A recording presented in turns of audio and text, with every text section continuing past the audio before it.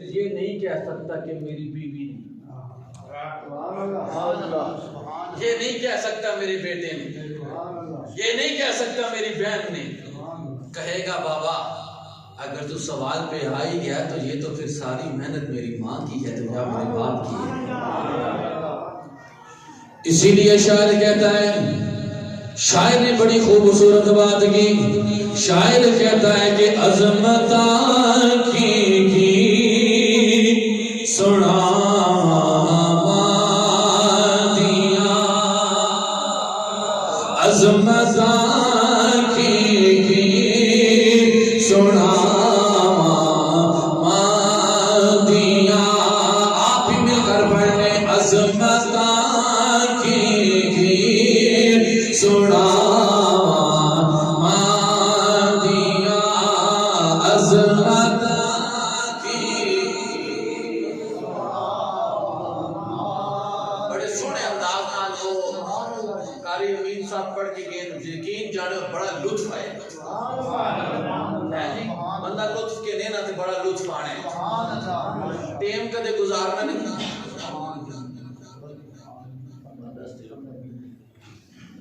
زیادہ جو بھی نہ ہوتے گزارنا نہیں تو وہ میں اب لطف لیں گے تو آپ کو انشاءاللہ لطف آئے گا. اگر گھڑی کی دیکھنی ہے یا دیکھنا ہے دعا کس وقت ہوگی وہ انشاءاللہ ضروری اشارہ مجھے ملے گا، میں اپنی گفتگو ختم کر دوں گا. لیکن یہ ہے کہ جتنی دیر ہم نے بیٹھنا ہے محبت کے ساتھ بیٹھنا ہے تو ہر ایک اپنی ذات کو رکھے اور اپنی ماں کو رکھ کے بس یہ پڑھے. جن کی چلی گئی ہیں اللہ پاک کا صدقہ ان کی والدہ کی بخشش فرمائے، جن کی زندہ ہے اللہ انہیں زندگی سلامتی والی عطا کرے. اور میں یہی کہوں گا خدا کی قسم جا کے آج نہ ان کی قدموں کو بوسہ دے، تم نے جنت کی چوکھٹ کو بوسہ دے دیا. ہاں یہ مقدر والے لوگ ہیں جن کی مائیں ہیں. تو کہنا پڑتا ہے نا کہ عظمت کی سنا دیا، عظمت کی. ہاں نوجوانوں ذرا آپ بھی بولو عظمت کی سنا دیا، عظمت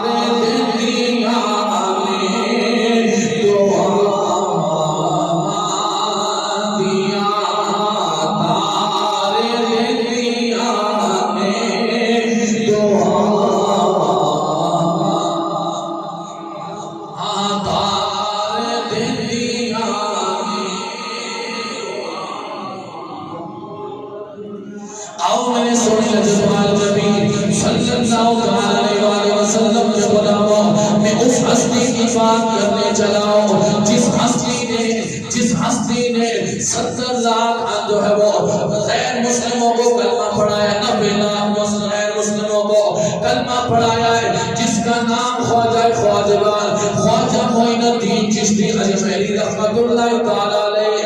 آپ فرماتے ہیں کہ میں ایک مرتبہ ایک سفر پہ چلا گیا، 70,000 لوگوں نے میرے ہاتھ پر بیعت کی. بیٹھ کر کے بعد 70,000 لوگ اپنے گناہوں سے انہوں نے توبہ کی. اسی قدر لوگوں نے میرے ہاتھ پہ کلمہ پڑھ لیا. جب میں واپس آیا بڑا خوش تھا. میری ماں نے مجھ سے پوچھا، اے معین الدین آج بڑے خوش نظر آ رہے ہو. میں نے عرض کی اماں جان میں آپ کو کیا بتاؤں، اتنے 1000 لوگوں نے جو ہے وہ گناہوں سے توبہ کی، میرے ہاتھ کے اوپر توبہ کی. غیر مسلموں نے میرے ہاتھ پہ کلمہ پڑھا ہے، اس لیے بڑا خوش نظر آتا ہوں. آگے سے ماں نے جواب دیا، اے میرے پیارے بیٹے اس میں میرا بھی حصہ شامل ہے، میرا بھی حصہ شامل ہے. خواجہ معین الدین چشتی اجمیری رحمت اللہ تعالیٰ علیہ آپ مسکرا پڑے، مسکرا کر فرمانے لگے، پیاری اماں جان سفر پہ تو میں گیا تھا، لوگوں نے تو میرے شامل ہو گیا. ماں نے جواب دیا میرے پیارے بیٹے سن میں تجھے بتانا چاہتی ہوں جب تو چھوٹا تھا میری گود کے اندر تھا تو جب بھوکا ہو جاتا تھا تجھے دودھ کی عادت ہوتی دودھ پینا چاہتا تھا میرا اگر وضو نہ ہوتا پہلے وضو کرتی تھی پھر تجھے اپنا دودھ پلایا کرتی تھی. پہلے کیا کرتی تھی؟ وضو کرتی تھی پھر تجھے اپنا دودھ پلایا کرتی تھی.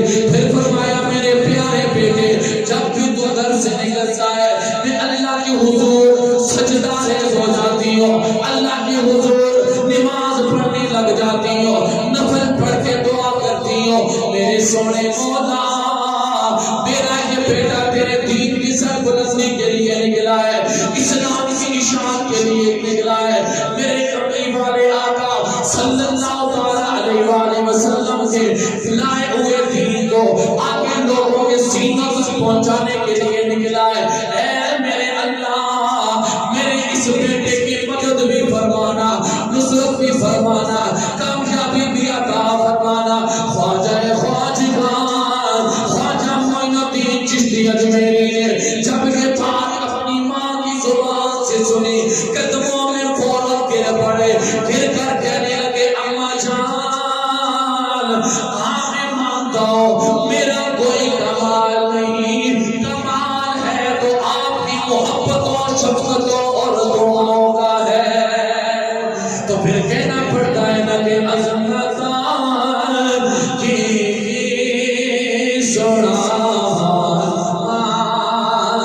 دیا عظمت کی سنا دیا تاریخ دنیا میں دعا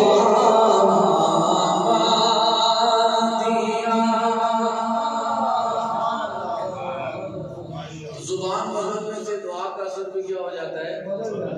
زبان بدلنے سے دعا کا اثر بھی کیا ہو جاتا ہے؟ تو یہی دعا اگر ماں کی زبان پہ آ جائے خدا کی عزت کی قسم ہر بندے کے پیچھے ماں کی تو دعائیں ہے کہ نہیں؟ کمال ہمارے اندر کون سا ہے؟ ہر بندہ دیکھے نا کیا کمال ہے ہمارے اندر. یہ ماں کی محنت ہے یہ باپ کی محنت ہے. میرے کریم آقا صلی اللہ تعالی علیہ وآلہ وسلم نے حضرت حلیمہ سعدیہ کا ادب کر کے ہمیں بتایا ہے ماں کا مقام کیا ہے. آپ تشریف لائیں ٹاٹ کا لباس آپ نے پہنا ہوا تھا ہاتھ میں چھڑی تھی اور کمر جھکی ہوئی تھی. آپ تشریف لاتی ہیں نا میرے کملی والے آقا صحابہ کے جھرمٹ میں بیٹھے ہوئے ہیں اور جب آپ تشریف لاتی ہیں تو کملی والے آقا اٹھ کھڑے ہوتے ہیں جن کے استقبال کے لیے معراج کی رات سارے نبی اٹھ کھڑے ہوئے تھے. جب آپ تشریف لاتی ہیں آپ نے اپنی کملی نیچے بچھائی تھی ماں بیٹھی نا آپ کے اوپر میں کملی کے اوپر لیکن ادب کا جو گفتگو کا ادب ہے طریقہ ہے وہ قربان جائے میرے نبی کے ہر عمل سے جو ہے نا نور چھلکتا ہوا نظر آتا ہے. میرے سونے لجپال نبی نے نا گفتگو کی. نوجوانوں بچوں ذرا توجہ کرنا جب بیٹھے ہوئی تھی جب حضرت حلیمہ سعدیہ نا سرکار کی طرف دیکھتی تو سرکار اپنی نظروں کو جھکا لیتے تھے نظروں کو وہ گفتگو کرتی سر نظریں جھکا کے آپ جواب دے رہی ہیں. جب آپ گفتگو مکمل کر دیتی نا تو پھر سرکار ان کے چہرے کو دیکھنے لگ جاتے. وہ چہرہ کہ جس چہرے کے بارے میں خدا کہتا ہے فَإِنَّكَ بِأَعْيُنِنَا جس چہرے کو اللہ ہر وقت تکتا ہے وہ حلیمہ سعدیہ کے چہرے کو تک رہے تھے. گفتگو ختم ہوئی صحابہ بیٹھے کے دیکھ رہے تھے تو بعض صحابہ حضرت حلیمہ سعدیہ کو جانتے نہیں تھے یہ کون ہے. تو جب آپ چلی گئی نا تو انہوں نے کہا یا رسول اللہ ہمارے ماں باپ آپ پہ قربان ہو یہ مائی کون تھی. یہ بڑھیا کون تھی جو آئی آپ نے استقبال بھی کیا، آئی آپ نے اپنی کالی کملی جس کی قسمیں اللہ قرآن میں کہتا ہے یا ایھا المزمل، اس کو نیچے بچھا دیا، اور جس کملی کے لیے ہماری مائیں بہنیں بیٹھ کے ترستی ہیں وہ اس کے قدموں کے نیچے ہے۔ یا رسول اللہ یہ کون تھی؟ آپ گفتگو کرتے تھے، جب آپ گفتگو کرتے تھے ان کے چہرے کو تکتے تھے، وہ آپ سے مخاطب ہوتی تو آپ اپنی نظروں کو جھکا لیتے تھے۔ میرے سونے لجپال نبی نے فرمایا یہ میری ماں حلیمہ سعدیہ، حلیمہ سعدیہ تھی، ان کی چیخیں نکل گئی، انہوں نے کہا اور جو نبی اپنی رضائی ماں کا اتنا ادب کرتا ہے اس کی اپنی ماں ہوتی تو اس کی ادب کا کیا تھا۔ آج ہمارے نوجوان ماں سے بات کرتے ہیں اتنی اتنی زبان باہر نکالتے ہیں، اتنی اتنی زبان۔ کل وہ جو مائی صاحبہ مسجد میں آئی تھی نا دن کے وقت، اس وقت ان کو اس وقت رونا یہی تھا، اسکول ٹیچر تھی بیچاری، خاوند نے برداشت تو ہمارے اندر آئے گی، طلاق دے دی، بچے اس نے پڑھا لکھوا کر اس نے نوجوان کیے۔ اب وہی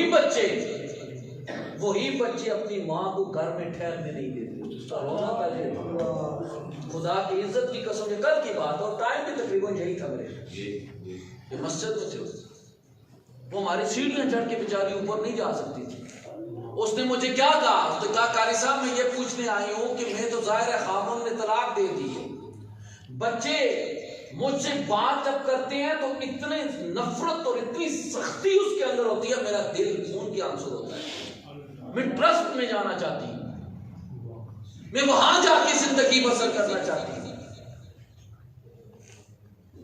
آج ہم سکول کی تعلیم لے کر اپنے آپ کو کامیاب سمجھتے ہیں، شیکسپیئر کو پڑھ کر ہم کامیابی سمجھتے ہیں، مسٹر چپس پڑھ کر ہم کامیابی سمجھتے ہیں، اور کاش ہم نے اللہ کا قرآن پڑھا ہوتا، اوفیو ولا تنہرہما وقل لہما قولا کریما، قرآن کی یہ آیات پڑھی ہوتی تو جب ماں سے باپ سے بات کرتے تو آنکھوں میں آنکھ ڈال کر نہیں بلکہ سر کو جھکا کے کر رہے ہو۔ یہ ہمارا معاشرہ ہے، یہ بزرگ نوجوان بزرگ اب آپ تشریف فرمائیں، مجھے پہلے بتائیں نا ان پڑھ کے ماں باپ، لیکن لوگ کتنا ادب کرتے تھے، اولادیں جس مقام پہ چلی جائیں ماں باپ کا ادب کرتی تھی، جرت نہیں ہوتی تھی، باپ اگر اوپر بیٹھا ہوا ہے تو بیٹا اس کے ساتھ ہو کے بیٹھے، جرت نہیں ہوتی تھی، جو بات کہلوانی ہوتی تو ماں سے کہتے۔ آج کیا معاملہ ہے؟ بیٹا آگے چلتا ہے، باپ پیچھے چلتا ہے۔ کاش کہ اس بیٹے کو جب وہ حد بلوغت کو پہنچا ہے اس کے کانوں تک یہ آواز پہنچی ہوتی، باپ وہ ہے کہ جس کی رضا میں خدا کی رضا شامل ہے، اور ماں وہ ہے جس کی قدموں کے نیچے تیرے لیے اللہ نے جنت رکھی۔ کبھی وہ ماں کے آگے زبان درازی نہ کرتا، باپ کے آگے زبان درازی نہ کرتا۔ معذرت کے ساتھ آج کل ایک فٹ کے پیچھے لوگ باپ کے گریبان کو پکڑ لیتے ہیں، کہتے ہیں ہمارا حق دو،